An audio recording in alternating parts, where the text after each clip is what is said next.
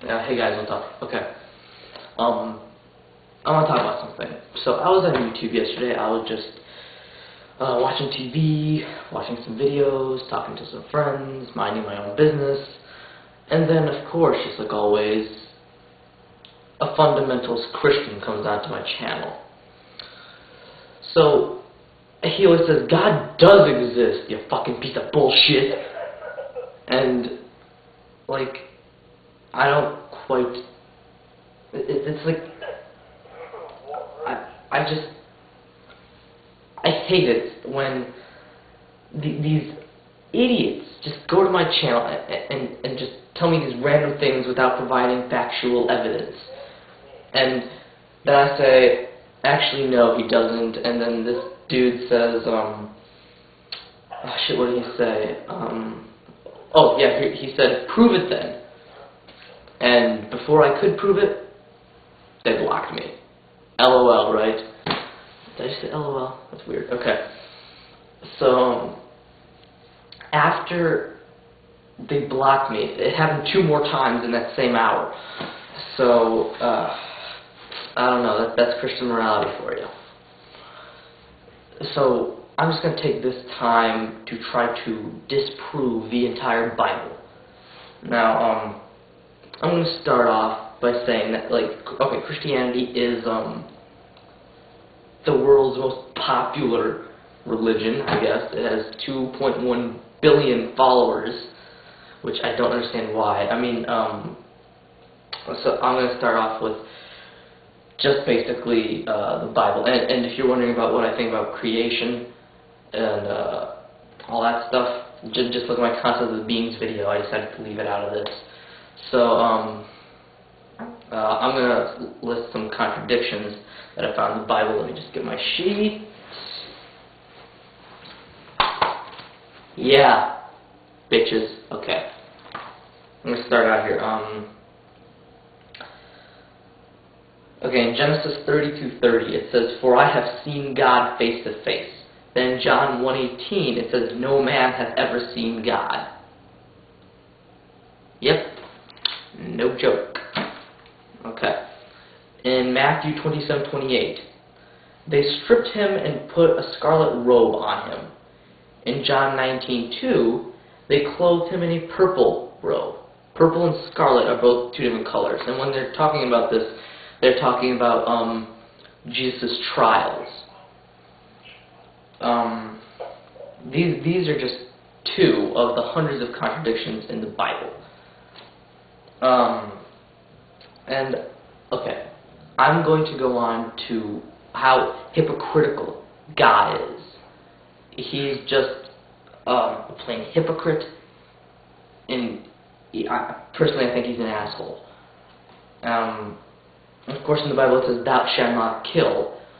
And then if we take a look at the track record of killings between Satan and God, God has killed 34 million people, and Satan has killed 10 in the context of the Bible. I don't even know how you can fit 34 million kills into that book. In Genesis 7:23,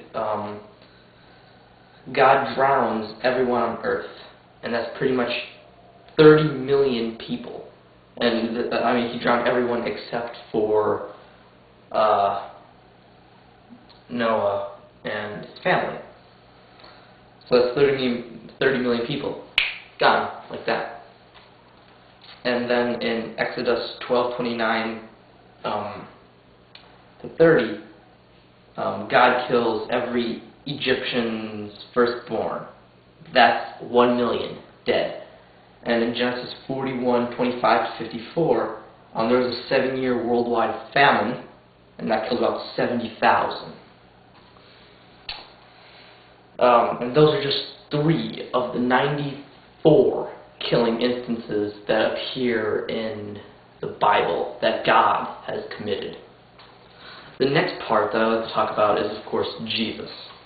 Now, let's take the sun, our actual sun, the one that's in the sky, the one that we know is there, and let's just put that into perspective of what the sun has done through history and what people have thought of it. Now, the sun is definitely the most adored object in history. We can all agree on that. There have been temples worshiping the sun. There have been thousands and thousands of sun gods, and basically, yeah, it's the most adored object in history because when it rises, it brings salvation, heat, warmth, and without it, nothing on the planet could survive. And now, let's take in the constellations. There's, of course, constellations like Cancer and Pisces, Gemini, you know, all that stuff, all good stuff, okay? And basically, there are 12 constellations, and they reflect. Now let's say why the constellations are there. It's because, like, okay, on the cross of the zodiac, there's of course 12 areas around the circle. That circle is the sun, and it represents the solstices and equinoxes. And basically, the zodiac, cross of the zodiac represents, symbol of the zodiac represents the sun as it passes through the solstices, the equinoxes, and all 12 constellations. Now let's take some of the traits of Jesus, keeping the constellations and the sun in mind. Jesus had 12 disciples. He was baptized at 30. He was born of a virgin. And what else was that? He performed miracles. And it's pretty much all I can think of right off the spot. I know there are some more traits. But yeah, let's just go on from there, because I think that's pretty much all you need. And okay, so let's look through some gods in history. There's Horus, there's Mithra, there's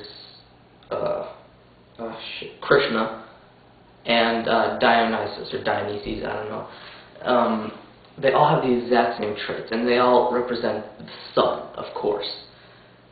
And the reason for this is because, of course, they each had 12 disciples, they were baptized at 30, and it represents the months and the days. And the reason why they were born of a virgin is because the year basically starts on the constellation Virgo. Now, just to make this quicker, when the sun goes down for the winter, on December 25th, the sun goes down and stays on the horizon for 3 days on a constellation shaped like a cross. And basically sits there, and after 3 days, goes right back up, brings salvation, and